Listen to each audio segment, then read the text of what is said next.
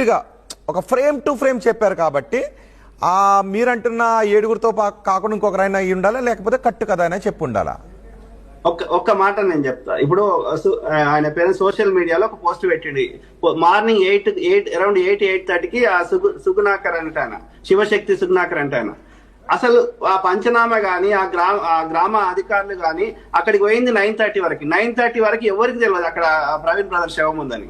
అట్లాంటిది ఆ కరుణాకర్ సుగుణా అనే ఆయనకి ఎట్లా తెలుసు? 8:30కి ఎట్లా పోస్ట్ పెడతాడు సోషల్ మీడియాలో?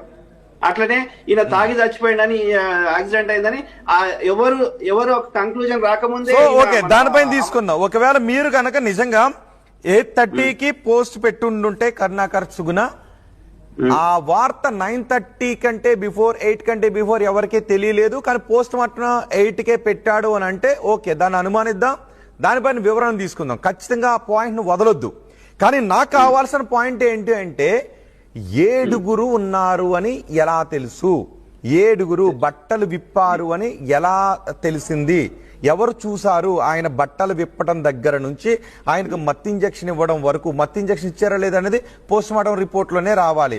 కానీ మత్తు ఇంజక్షన్ ఇచ్చారు, బట్టలు విప్పారు, ఆ 7గురిలో ఒక వ్యక్తి వేసుకున్నాడు అని చెప్తున్నారు. ఈ ఫ్రేమ్ వరకు మనం కన్ఫైన్ అవుదాం, ఇక్కడ కొంత క్లారిటీ తీసుకుందాం.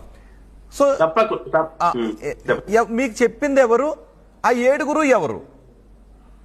7గురు కాంట్రాక్ట్ కిల్లర్స్. ఎట్లయితే ఇప్పుడు ఆయన పేరేంది అమృత ప్రణయ్ ఎట్లా చంపారు అస్గర్, అట్లా భారీ శర్మ. సో అదే విధంగా కాంట్రాక్ట్ సుపారీ. ఓకే, వాళ్ళు కనబడ్డారు అక్కడ. అమృతరావు కొంతమంది కాంట్రాక్ట్ కిల్లర్ ని పురమాయించాడు, వాళ్ళు వచ్చారు, నరికారు, చంపారు, వాళ్ళకి మన ఉరిశిక్ష పడింది ఇదంతా. కానీ ఇప్పటి వరకు పోస్ట్ మార్టం రిపోర్ట్ లో ఇది హత్య ప్రమాదం అనేది ఇంకా బయటకు రాలేదు. సో ఇంకా నో, ఓకే, వస్తుందో లేదో చూద్దాం. ఎందుకంటే మాకు కూడా అనుమానాలు ఉన్నాయి కాబట్టి వస్తుందో లేదో చూద్దాం. ఎందుకు ఇవ్వట్లేదో కూడా అడుగుదాం.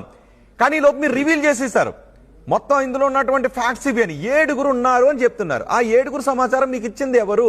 ఒకవేళ మీరు అమెరికాలో ఉండి 7గురు సమాచారం మీరు చెప్పకపోతే పాస్టర్ మరణానికి సంబంధించినటువంటి ఒక వాస్తవాన్ని దాస్తున్న కేసు మీ పైకి వచ్చేటువంటి అవకాశం ఉంటుంది. బహుశా మీరు ఆ పాపం మూటగట్టుకునే అవకాశం ఉంటుందేమో.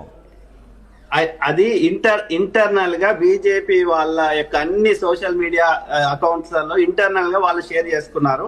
ఆ ఇంటర్నల్ గా షేర్ చేసిన సమాచారం కావాల్సింది కదా. ఆ 7గురు చంపేశారు, ఆయన షర్ట్ విప్పి మత్తు ఇంజక్షన్ ఎక్కించారు అనే విషయాన్ని మీకు చెప్పింది ఎవరు? మీ దగ్గర ఆధారం ఉందా? ఉంటే ఆ వ్యక్తిని మీరు దాయడం ద్వారా ప్రవీణ్ మరణానికి సంబంధించిన ఒక వాస్తవాన్ని దాచిన వ్యక్తిగా మీరు మిగిలిపోతారు.